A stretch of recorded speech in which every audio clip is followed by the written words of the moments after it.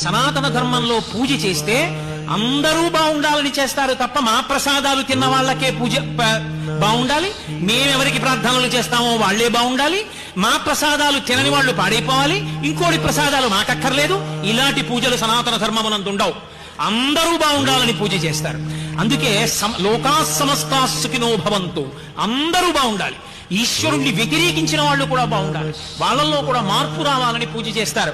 అందుకు 108 నామాలు. ఎవరు పుట్టినా ఆయా నక్షత్రాన్ని చెప్తారు. పుట్టినప్పుడు వారం ముఖ్యం కాదు, తిథి ముఖ్యం కాదు, నక్షత్రం ముఖ్యం. మీరు ఏ నక్షత్రంలో ఏ పాదంలో పుట్టారో దాన్ని బట్టి జాతకం వేస్తారు. జనన మరణముల యందు నక్షత్రం ప్రధానం. 27 నక్షత్రాలు, ఒక్కొక్క నక్షత్రానికి 4 పాదాలు. 27 × 4 108 పాదాలు.